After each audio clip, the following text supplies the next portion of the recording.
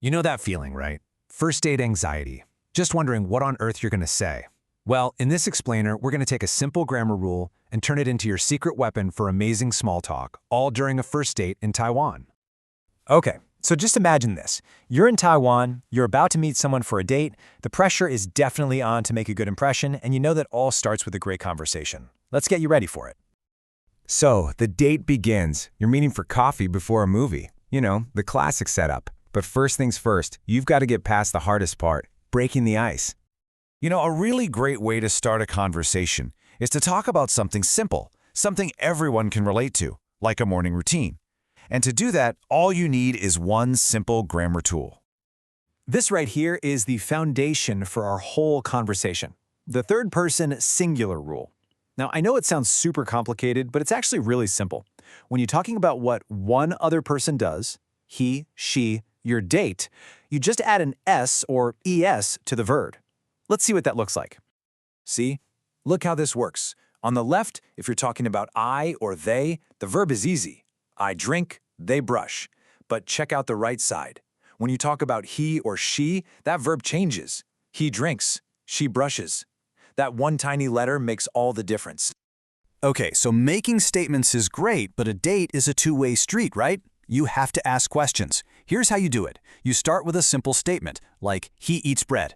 Then you just add the word does to the very beginning. And here's the little trick. Does actually takes the S away from the main verb, so eats goes back to being eat. And you get, does he eat bread for breakfast? Perfect. So the coffee conversation is going great. You've totally broken the ice. Now it's time for the main event, choosing a movie to watch together. All right, first up, we've got The Road, which looks like a drama about a really long walk home. Or if you're feeling a little more adventurous, there's The Chase, an action movie about a pursuit across Europe. Two very different vibes. Your other options are Ralph, which looks like a cute movie about a lost snowman, and then there's No More Acting, a romance that's set in an acting school. So, what's it going to be? Let's get a few more details to help decide. Okay, here's everything you need to make the call. We've got the running times and ticket prices for all 4 movies. Looks like The Road is the longest one and Ralph is the shortest. And the prices are a little different for each one too. Let's just double check that. How much was Ralph? Yep, $260. So it's the most expensive, but also the shortest. That's a classic movie night dilemma, isn't it? So you picked a movie, you're having a good time. But the conversation doesn't have to stop there. A great way to keep it all going is to start talking about weekend plans. And you'll see that the exact same grammar tool we learned earlier works perfectly for this too. See how that works? To ask your date about their plans, you'd use do you.